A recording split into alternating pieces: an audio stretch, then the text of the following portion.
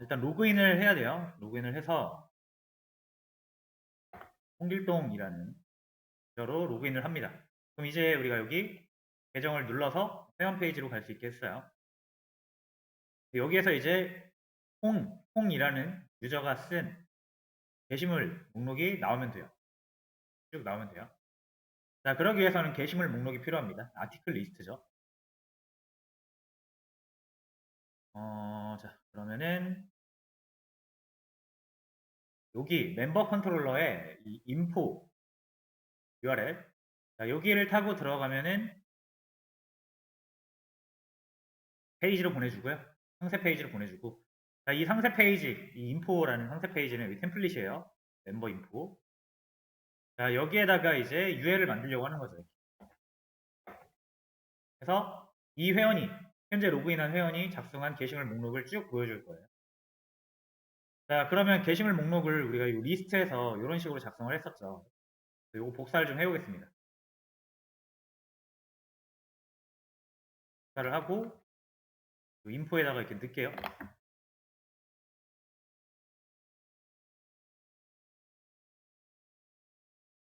자, 그럼 게시물 목록, 이 아티클 리스트라는 것만 있으면 꺼내가지고, 게시물 하나씩 꺼내가지고, 목록을 보여줄 수가 있는 거고요.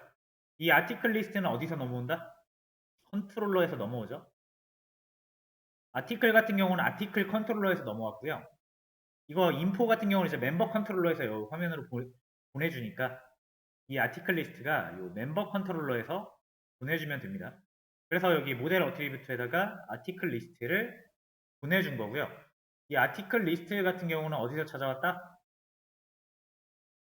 멤버 서비스한테 이 로그인한 멤버 정보를 넘겨서 얘가 작성한 거 가져와 라고 해서 만들었죠. 그 멤버 서비스 여기 자세히 들어가 보시면은 아티클이라는 건 결국 어쨌든 아티클 도메인에서 관리를 하는 거니까 멤버 서비스가 아티클 서비스한테 요청을 합니다. 그래서 아티클 서비스가 역시 멤버 정보를 받아가지고 DB에서 찾아다 주죠.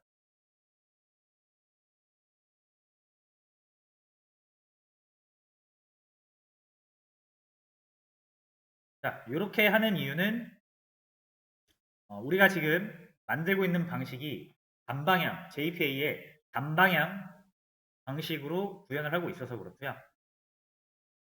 단방향으로 하게 되면은 이 멤버 엔터티에서 아티클에 대한 정보가 없기 때문에 그죠? 어찌됐든 아티클 도메인에 접근을 해서 아티클한테 달라고 해야 됩니다. 그죠? 그래서 어쩔 수 없이 여기 멤버 서비스 안에서 아티클 서비스를 사용하고 있다라는 거.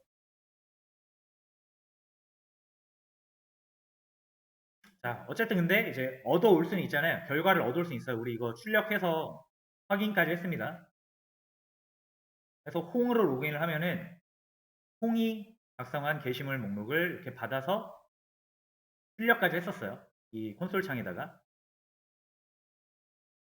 자, 근데 이제 지금 하려는 거는 요 인포에서 이제 아티클 리스트를 출력을 하고 싶은 건데, 자, 여기에다가 이렇게 H1 하나 넣고, 펜도 하나 넣고요. th 텍스트 해가지고,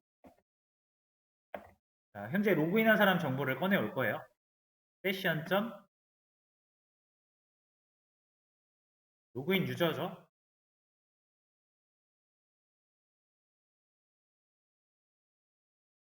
자, 그 다음 자, 유저 네임인가요? 이렇게 하면은 로그인한 사람 아이디를 가져올 수 있어요.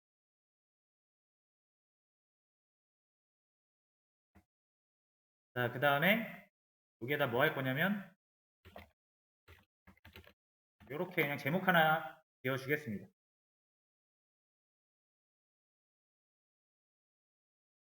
자, 잠시만요. 여기 펜 밖에다 해야 돼요. 죄송합니다. 여기다 하셔야 됩니다. 이 스펜까지는 로그인한 유저의 아이디를 보여주는 부분이고요. 이 H1 이 부분이 이제 제목이니까. 자, 이렇게 하시면 되고, 요거 아티클 리스트에서 꺼내서 보여주는 거는 똑같이 하시면 됩니다.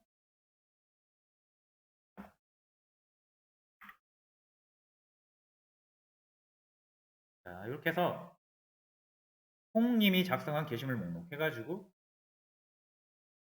잘 나오죠. 자, 이거 헷갈릴 수 있으니까 다시 여기 가서 글 목록 하시면 전체 목록이 나오고요.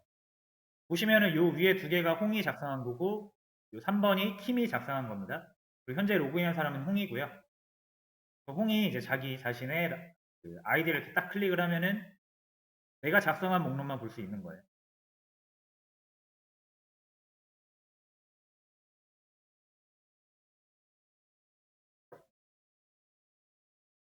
자, 이제 제가 방금 이렇게 해서 완성을 했는데, 요게 단방향 방식으로 한 겁니다. 자, 양방향, 단방향 제가 예전에 한번 말씀드렸죠. 혹시 무슨 말인지 모르시겠으면은 정리 20, 20, 20, 20쪽, 20강 쪽에 제가 정리해 놓은 게 있어요. JPA라는 게 결국 RDBMS를 지원하기 위한 도구이기 때문에 이 테이블 간의 관계가 굉장히 중요하죠. RDBMS에서는.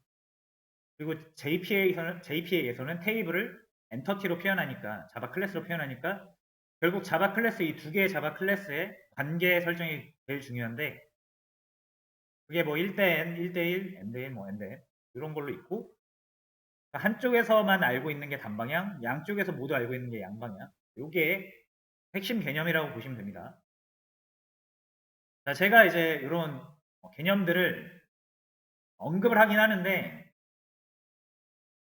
여러분들이 처음에는 일단 사용법 위주로 익히시다가 개념 같은 거 있잖아요. 개념. 이런 개념이 나중에는 모르면은 문제 해결이 안 되거든요.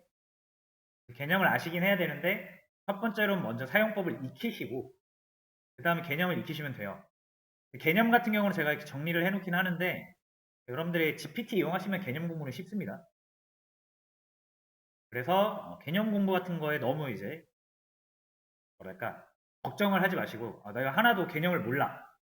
그러니까 그래도 일단 사용을 해보시면서 뭔가 만들다 보면은 여러분이 모르는 게 나오고 안 되는 게 나오고, 그걸 해결하는 과정에서 개념을 학습하게 됩니다. 그러니까 개념 공부를 너무 함몰되지 마시고 사용법 위주로 익히셔라. 근데 어쨌든 제가 설명하는 데 있어서 필요한 용어들은 필요하니까 제가 이렇게 정리를 해놓는 거예요. 이거를 뭐 꼭 다 외우실 필요 없습니다. 뭔 내용, 뭔 말인지 이해만 하시면 돼요, 일단. 자, 단방향 관계는 어찌됐든 이거예요. 자, 멤버에서는 아티클이라는 것을 몰라요. 그죠? 이 멤버 클래스 안에는 아티클이라는 타입을 다루고 있지 않죠. 하지만 반대로 아티클에서는 이 멤버라는 거를 다루고 있죠. 이거 컨트롤 클릭하시면은 이거 멤버 엔터티로 갑니다. 그 말은 아티클에서는 멤버를 알고 있다는 얘기예요. 그래서 아티클에서 멤버를 알고 있다. 그러면 일단 한쪽 방향은 성립이 된 거고, 멤버에서는 아티클을 모르고 있죠. 이런 걸 단방향이라고 합니다.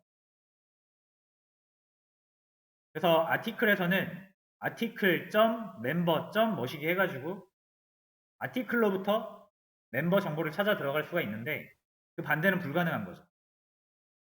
멤버에서는 아티클에 대한 정보가 없으니까. 그렇게 이해를 하시면 돼요. 그래서 아티클 도메인에 대장격인 아티클 서비스한테 아티클 게시물 좀 주세요라고 요청을 해야 되는 거죠. 자, 여기까지 개념적으로 살짝 이해만 하시면 됩니다.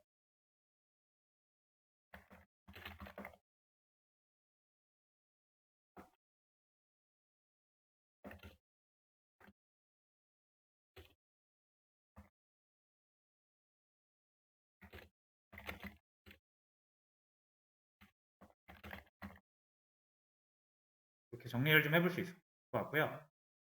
자, 그러면